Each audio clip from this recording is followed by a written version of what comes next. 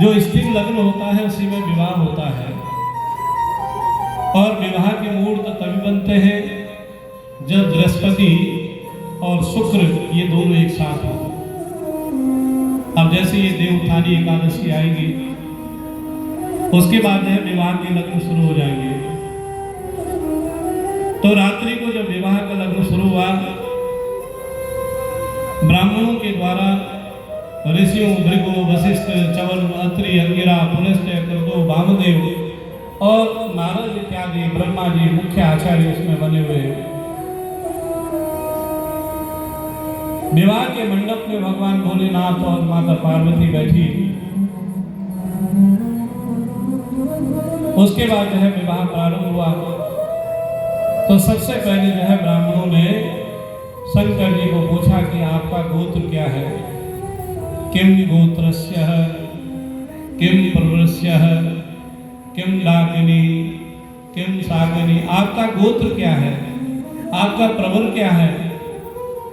आपके माता पिता का नाम क्या है? शंकर जी ने जो है जब ऐसा सुना तो सभी की तरफ देखने लगे।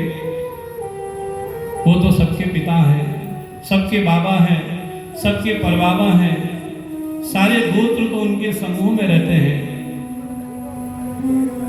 शंकर जी ने जो है विचार किया कि पिता का नाम तो मैं बता सकता हूँ, क्योंकि जो है लीला में भगवान ब्रह्मा ने रुद्र को प्रकट किया था।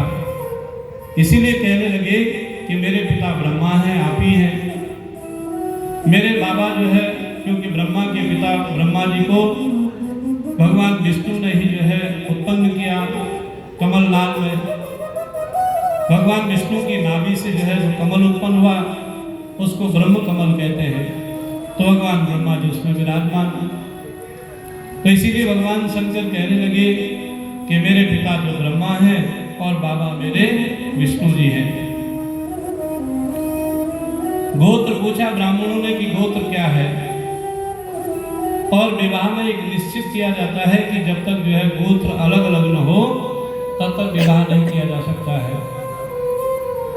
और ऐसा भी विधान दिया गया है कि अगर जो है समगोत्री हो, दोनों का एक ही गोत्र हो, तो फिर मामा की तरफ से विवाह किया जा सकता है।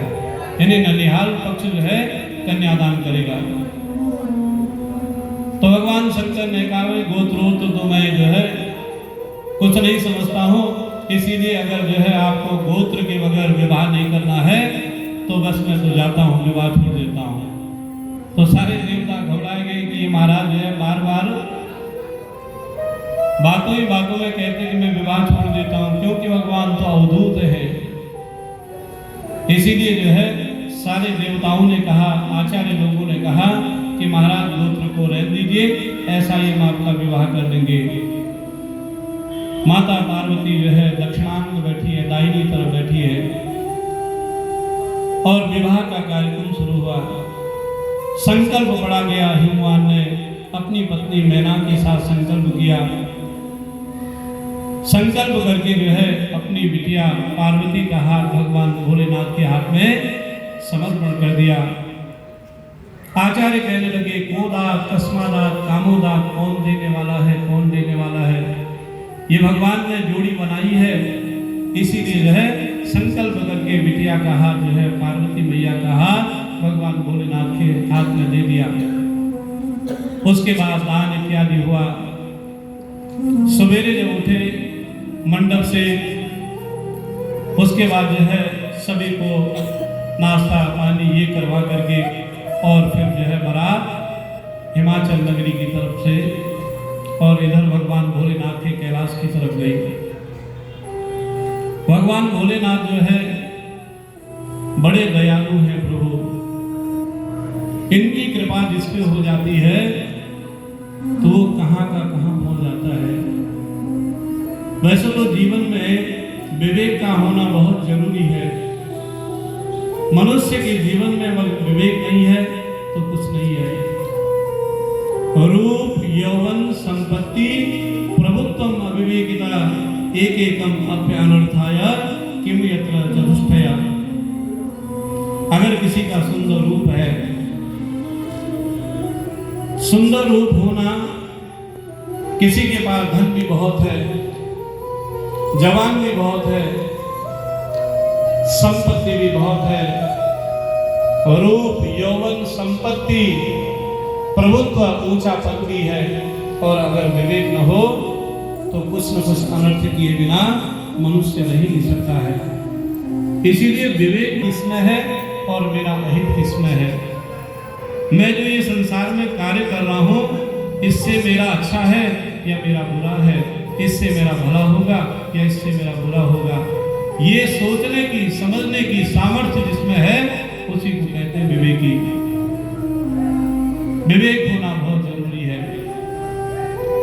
और भगवान की भक्ति में तो जो है विवेकी होना बहुत जरूरी है, और बड़े विवेक से बड़े गांधीर्य के साथ जो है भगवान की कथा को सुनना चाहिए।